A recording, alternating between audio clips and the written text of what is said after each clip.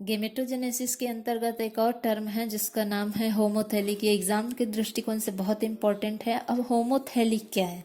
तो लैंगिक प्रजनन करने वाले ऐसे जीव जिनके दोनों फीमेल और मेल गैमिट संरचनात्मक या कार्यात्मक रूप से समान होते हैं तथा दोनों गैमिट का निर्माण एक ही पेरेंट बॉडी के अंतर्गत होता है, तो उसी को ही हम क्या कहते हैं? होमोथैलिक। मतलब इसमें जैसे मनुष्य में मेल अलग बॉडी में बनता है और फीमेल अलग बॉडी में बनता है, तो वो मनुष्य होमोथैलिक के अंतर्गत नहीं आएगा। होमोथैलिक किसको कहते हैं?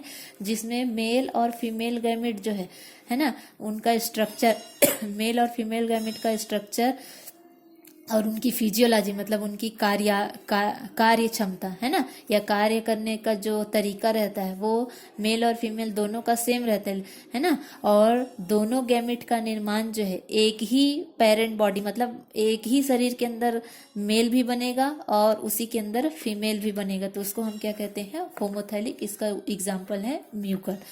दूसरा है हेट्रोथैलिक।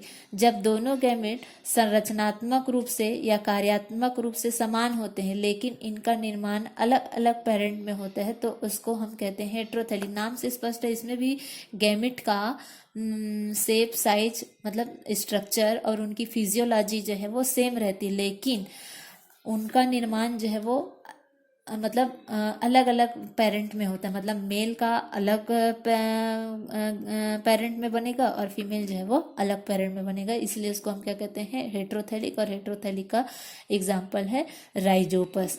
इसी के अंतर्गत एक और चीज है हर्माफ्रोडाइट। सभी लोग जानते होंगे, इसको बाइसेक्सुअल भी कहते हैं।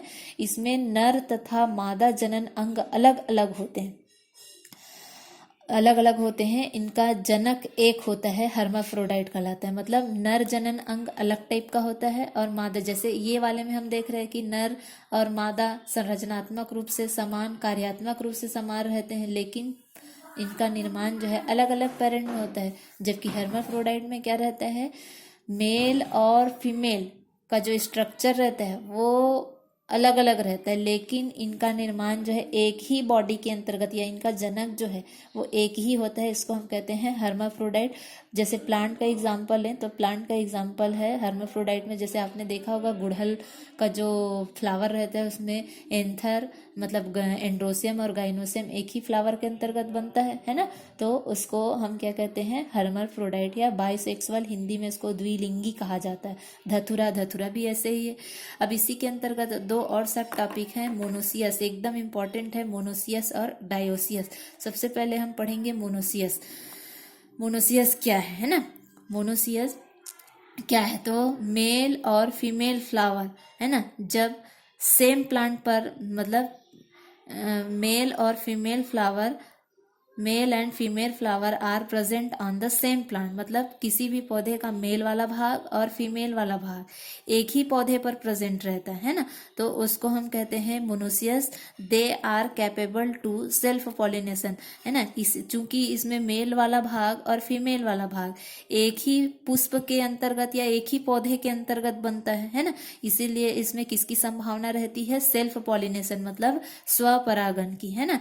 दे आर हर्माफ्रोडाइट। इसका एग्जाम्पल है आपका कार्न हो गया, मक्का जानते हैं ना, वो कुकुरबिट्स, कुकुम्बर, खीरा, कद्दू, ये सब इसी के अंतर्गत आता है। अगला है डायोसियस। मेल और female flower are present on the different plant, मतलब इसमें पौधे का मेल वाला फ्लावर अलग प्लांट में बनेगा और फीमेल वाला फ्लावर अलग प्लांट में बनेगा, तो उसी को ही हम क्या कहते हैं? डायोसियस। और चूंकि ये अलग अलग प्लांट पर बनते हैं इसीलिए इसमें सेल्फ पॉलिनेशन के बजाय कौन सा पॉलिनेशन ज़्यादा अच्छे से होगा? Cross pollination. और इसका सबसे अच्छा एग्जाम्पल है कैरिका, पपाया। पपाया आपने देखा होगा है ना, तो पपाया में आपने देखा होगा कि एक पपाया का जो पेड़ रहता है ना उसमें फ्लावर तो बहुत सारा निकलता है लेकिन उसमें फल नहीं लगता, और एक जो पपाया रहता है उसमें फ्लावर लगता है और फ्लावर के साथ फल लगता है। तो जिसमें भी फल लगता है वो मादा जो रहती है, उसी में मादा जो पौधा जिसमें फीमेल फ्लावर लगता है, ऐसा पौधा जिसमें फीमेल फ्लावर लगता है उसी में ही फल का निर्माण होता है। ऐसा पौधा जिसमें फीमेल के बजाय मेल फ्लावर रहता है उसमें फल का निर्माण नहीं होता।